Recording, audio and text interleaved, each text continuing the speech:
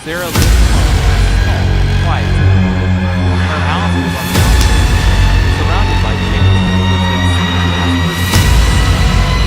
She liked the solitude of the night, but there was always especially after dark. One stormy night, as lightning cracked across the sky, Sarah sat curled up on her couch, engrossed in a book. The wind howled outside, making the old windows rattle. Suddenly, a soft knock echoed through the house, coming from the front door. She frowned, glancing at the clock. 11:57 p.m. Who could it be at this hour, and in such weather? She put down her book and hesitated. Maybe it was just the wind. But then the knock came again, more insistent this time. Her heart started to pound. She approached the door cautiously and peered through the peephole. To her surprise, no one was there. The porch was empty, illuminated only by the flickering light of the door slightly, looking around. "Hello?" She called out into the night, but there was no response, only the sound of the wind and the rustling of leaves.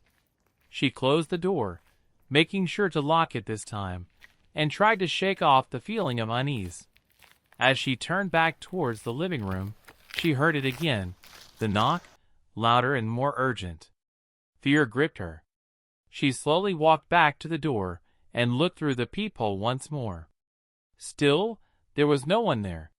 But this time, she noticed something strange. The porch light was off, even though she distinctly remembered it being on a moment ago. Sarah's hand trembled as she reached for the light switch beside the door. The light flicked on, and the porch was once again bathed in a dim glow. But the moment she did, the knocking stopped, replaced by a new sound. A faint scratching, like nails dragging across wood, coming from the other side of the door. Panic set in.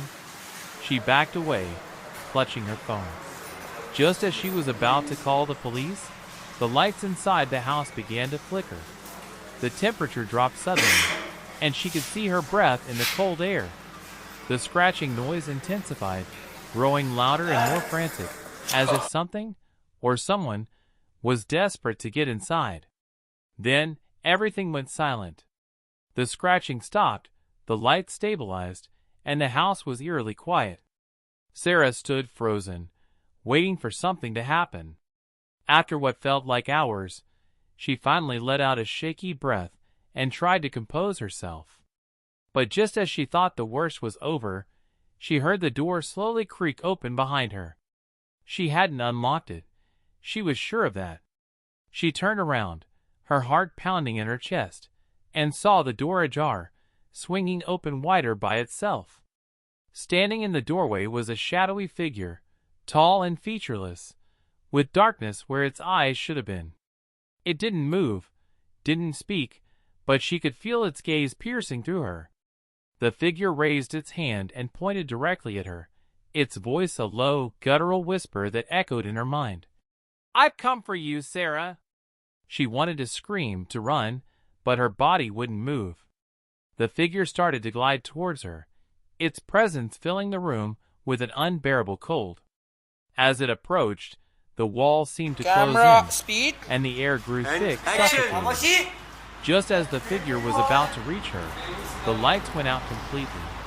The house was plunged into darkness, and all Sarah could hear was her own ragged breathing. She felt a cold hand on her shoulder, and before she could react, it yanked her into the darkness.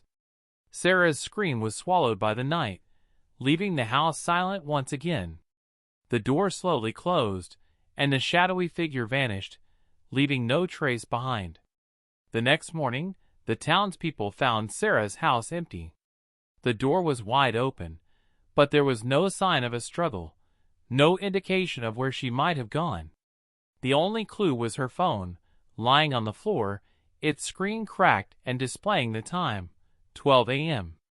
Sarah was never seen again, but some say that on stormy nights, when the wind howls and the trees whisper their secrets, you can still hear a soft knock on the door, as if someone, or something, is still searching for her.